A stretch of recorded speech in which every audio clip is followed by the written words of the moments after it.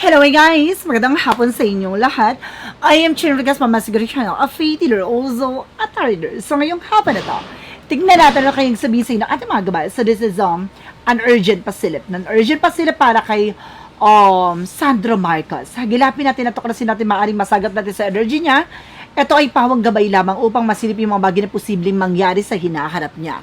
Now, once again, ito ay pawang gabay na pwede mangyari, pwede hindi mangyari dahil ito ay gabay nga niya, no? And of course, don't forget to like and subscribe my channel and hit ko siya ba for more videos update. Maraming salamat po sa mga walang sawa mag-support sa aking channel, lalo-lalo nang skip ng ads na way pagpalain kayo ng Diyos at may kapal siksik nag-uumapaw na biyayang manabalik sa inyo. So let's see guys, what is the messages, advices no, ng ating angel spirit para sa ating congressman na si Sandro Marcos. Sagilapin natin yan guys, so let's watch this. Angel spirit, please give me an information po. Ano ang maaaring masagot natin sa energy niya? So, there's a King of Swords. So, there's something stop the pattern. So, mayroon siyang bagay na kailangan tuldukan, putulin, alisin yung mga bagay na hindi nagsiserve. No? Kailangan niya maging wais, maging matalino sa mga desisyon na gagawin niya. No? Ano man yung bagay na to, kailangan mas maging wais at maging mas maging matalas, no, ang kanya kaisipan. And of course, there's a Page of Cups, no? Listen to your intuition and listen to your gut feeling. So, pinapakita talaga na makinig siya sa intuition niya. Vibrations, no? Visions, na maaring kailangan malakas ang kanyang pakiramdam, senses, no? Kung ano man yung bagay na nangyari behind the scenes. So, para pinapakita dito sa akin na kailangan niyang mas maging matalinos, maging wais sa paligid niya. No, there's something guys, nakita niya na parang may Page of Cups na meron ditong isda, na parang there's something malansang isda na kailangan niya mag-pay attention talaga. No, parang mayroong malansang isda na maaaring mabulabog o maaaring mabulgar dito. Let's see what is additional messages. And there's a Two of Swords. So there's something decision that you need to make. So meron siyang decision na kailangan niyang gawin. No, putulin yung connection sa tao na to. No, maaring meron tao dito na maaring kumbaga mauhuli sa sariling bibig. Na masisense niya, mararamdaman niya at makikita niya, maano niya talaga, matutunghayan niya na itong tao na to, kumaga may ginagawa siya behind the scenes. Na dahil sa bibig niya mismo gagaling ang eksena na to. Parang gano'n. Let's see what is the additional messages. And there's a Ten of Wands. Now, there's an overloaded obligation responsibilities. Na maraming bagahe, bit-bit siyang dala-dala ngayon. So, mayroon siyang mga bagay na, kumbaga, kailangan bitawan at kailangan ng pakawalan. Additional messages. And there's a Seven of Wands by protection. So, kailangan niya protection at pangalagaan yung sarili niya dito. No, teritoryo, or either finances, or kanyang sarili man lang. Now, what is additional messages? Additional messages, guys. So, there's some, oh my goodness. Okay, there's a Three of Wands waiting for us, waiting for a ship. So, may mga hinihintay na resulta, paper, documents. There's a possible na dumating na. Ano man yung bagay na hinihintay niya, maaaring dumating na nga. No? What is additional messages with the King of Swords? The King of Swords represent what? Represent guys with the Four of Swords. Now, there's something in intuition and gut feeling. There's something visions, na pakiramdam, senses, na kailangan niya rin dito ng sapat na pahinga. No? Maaring kinukulan din siya sa pahinga dito. Kailangan niyang putulin yung mga bagay na hindi nagsiserve sa kanya. No? Bagay na hindi nakakatulong sa situations niya. Meron siyang mga bagay na nararamdaman dito na kaba, kutob, na kailangan niyang pakinggan. No? Kailangan niyang mag-pay attention doon. The Page of Cups represents with the Six of Pentacles. Now, there's something giving and receiving something by the universe. No, may ano man yung bagay na maaring ibigay mo, no, babalik sa iyo. Ano man yung bagay na matatanggap mo, ano man yung bagay na sa likod nito, no, ano man yung bagay na gagawin mo, matatanggap mo siya, parang ganun. No, there's a Six of Pentacles, there's a consequences at the same time. There's something two meaning, no, na dalawang meaning nito, no. There's a good and bad thing. So, depende yun. Kung ano man yung bagay na ginawa mo, babalik sa'yo. Ganun siya. What goes around comes around. The Page of Cups. Na makinig siya sa intuition and gut feeling niya. Na kung sino tong mga tao na nasa paligid niya, parang may nasasense siya dito eh. Na may tungkol about sa binayaran. Na may nararamdaman siya. Now, what is the Two of Swords? The Two of Swords represent what? There's a Four of Pentacles. Now, protect and budgeting. So, meron siyang kailangan ng decision dito na kailangan niyang maging maingat, no? At mas maging wise, no? Sa mga plano niya, project niya, ano naman yung bagay o plano niya dito, kailangan mas maging matalino siya dito. Kailangan niya magdesisyon. And there's a 5 of Wands. So, meron ditong gumagawa ng complication sa kanya, no? Parang meron ditong, there's a competitors, no? Na maaaring, kumbaga, nagpapabigat ng eksena niya. Something like that. Now, what is the 7 of Wands? The 7 of Wands represent with the Queen of Swords, clear the boundaries. Meron siya kailangang protection at tanggalin niya sa paligid niya. So, ibig sabihin, meron ditong circle of friends, meron siya nakakasalamuhan, nakakausap, na maaaring toxic at negative, no? What is the 3 of Wands? There's the world. Meron ditong, meron dito, guys, na resulta na maaaring related about sa international. O meron dito, guys, travel international. Maaaring baka mag-travel si Sandra Marcos. O meron ditong magta-travel. O meron ditong uuwi galing sa international. So, pati sa reading niya may lumalabas, guys, ha. What is the King of Swords? The 4 of Swords. Represent with the Sun card. The truth comes out. So, ibig sabihin, mayroong katotohanan na maaaring lumantad dito. No? Bagay na maaaring unti-unting lilitaw, liliwanag. No? Ano man yung bagay, o haka-haka, o kuro-kuro. No? Parang meron ditong, kumbaga, hinala na maaaring tumugma at talagang, kumbaga, kumatawan para mapagkatotohanan. Parang mabigyan ng katotohanan yon or mabigyan ng facts yun. So, ito na, lilitaw na. What is the Page of Cups and the 6 of Pentacles? Represent with the Page of Pentacles, there's something, guys, for invest wisely. So, ano man yung plano niya, so pag-ingatan niya yon. Kung may mga project siya na gagawin, mag-ingat siya, there's something fishy. Parang, I feel something na meron sasabotahe sa kanya dito. Kaya pala meron ditong protection ng yung budgeting, Ayun yung sinasabi na protection ng yung budgeting. Parang, meron sisira dito or parang, kumbaga gagawa ng eksena para magkaroon ng inside job, something like that. The Hangman reverse, something delays. Na magkakaroon ng delays and cancellation sa mga eksena niya. Ibig sabihin, meron ditong plano siya na gagawin na makakancel. Now, what is the 10 of Wands and the 5 of Wands? Represent with the 9 of Wands, something perseverance. So, meron siya dito pinagtsatsagaan. No, kailangan niya na wag ituloy yun. No, ano naman yung bagay na kasi magpapabigat sa eksena niya. So, wag niya na ipilit. No, may bagay o project sa dito na kailangan niya ng tuldukan or putulin yun. Kasi hindi nagsiserve o hindi na nakakatulong. No? What is the 7 of Wands and the Queen of Swords? Represent with the Lovers. No, meron dito mag-asawa. No, na maaaring kumukuha ng information sa kanya. No, nakakakuha ng information sa kanya. Babae ito na maaaring konektado din dun sa mag-asawa na to, na maaaring related sa kanya. Na kailangan niya mag-pay attention. No, protection niya yung sarili niya doon. No? I feel something malapit to na mag-asawa sa kanya. Malapit na kamag-anak, close family, ganon.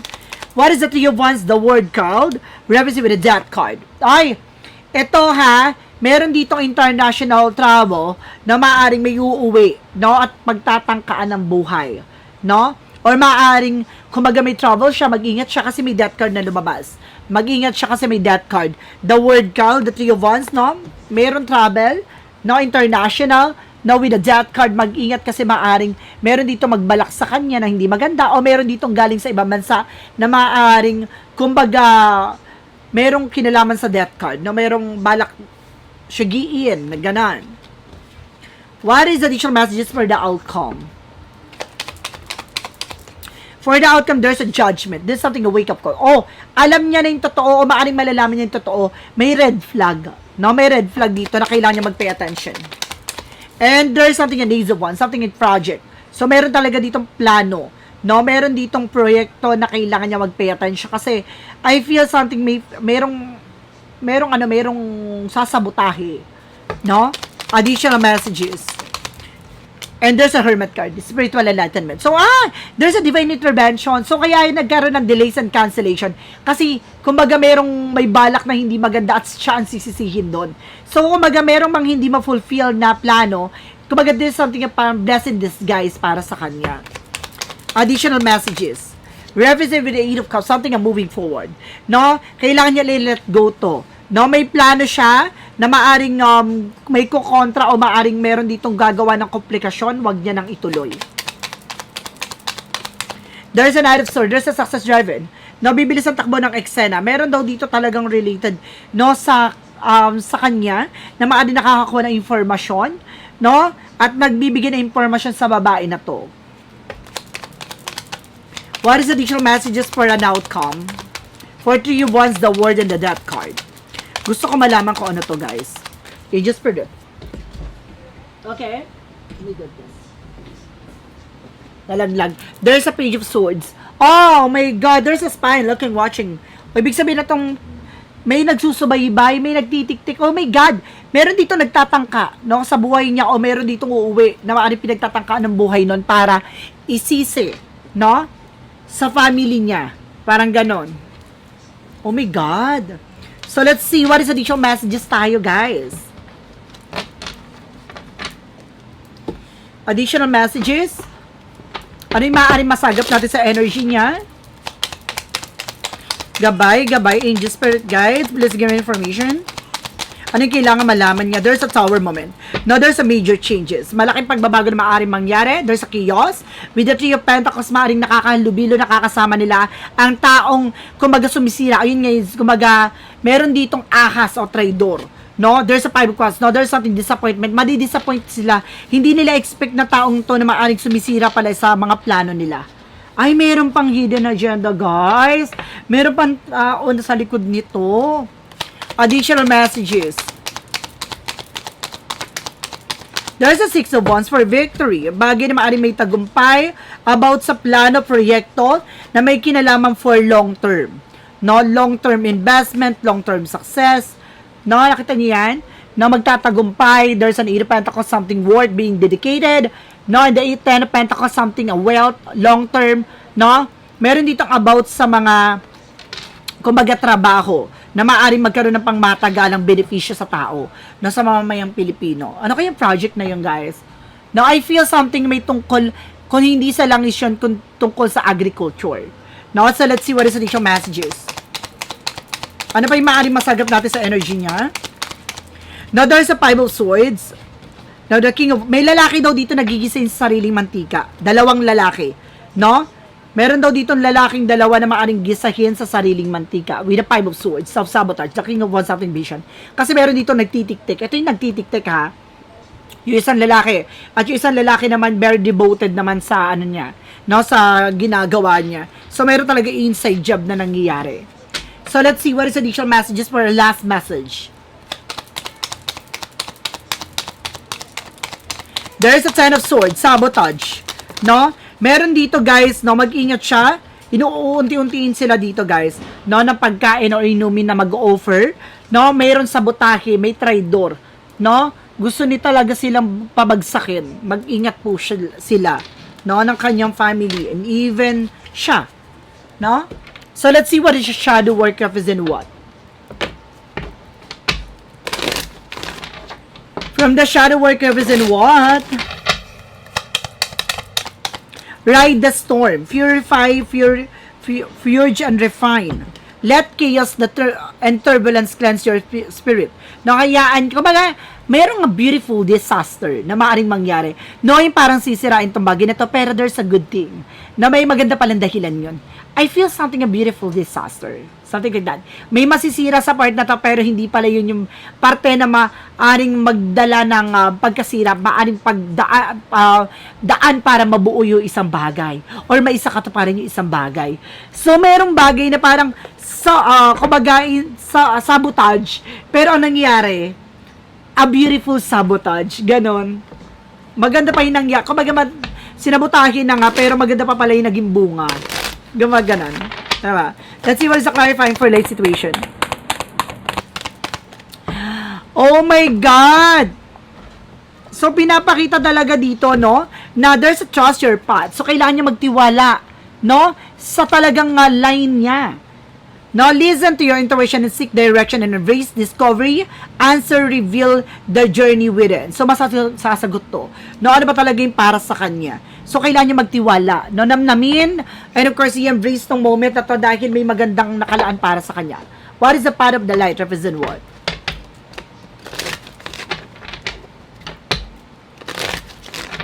What is the path of the light?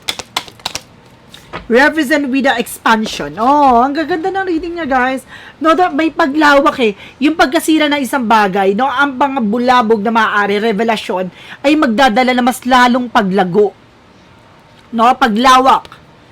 I am always growing, expanding, and evolving with every experience. I expand understanding and deepen my connections to the divine. I welcome change and new possibilities, knowing that each step forward brings me closer to the higher potential. So, mas malaking potential to para sa kanya. Yung pagkasira ng isang bagay na to, hindi pagkasira para mas lalong gumulo, kundi ang pagkasira na to para mas lalong gumanda ang sitwasyon. Oy, there's a what lies beneath the future. Pasabog yung I feel something beautiful disaster talaga. Na isang bagay na mangyayari na to ay maganda yung kahihinatnan, no? What is the what lies beneath the future? Okay. No? There is a check yourself, setting to the record straight. So, kailangan niya tignan yung sarili niya. No? Meron ditong sistema na parang kumaga on point na kailangan na ayusin. No? Kailangan niya tignan yung sarili niya. No? And of course, meron ditong parang may isa aayos, no? Parang meron ditong mabubuo. No? One more card please pa nga, guys. Gusto ko mas clarify. And there's something burning evidence. Meron daw dito, guys, no? Parang kumbaga sinunog na ebidensya. No? Meron ditong magtuturo sa eksena pero kumbaga meron ditong susubukan sunugin ang ebidensya. Ay, interesting, guys. So, this is something urgent pasilip, no? Para kay Sandro Marcos, no? Once again, ito ay pawang gabay lamang upang masilip yung mga bagay na posibleng mangyari sa hinaharap upang magsilbing gabay sa kanya, no? Tungo sa magandang eksena at mga bagay na makakatulong sa sitwasyon at buhay niya. So, once again, of course, don't forget to like and subscribe my channel and hit ko siya for more videos update. Maraming salamat po sa mga walang sawa mag-support sa aking channel, lalo-lalo nang dirigit skip ng ads away pagpalain kayo. Nansyasan, may kapal, siksik, liglig, nag-umapo na biyayang manang balik sa inyo. Maraming salamat, see you next video. Bye-bye and babush.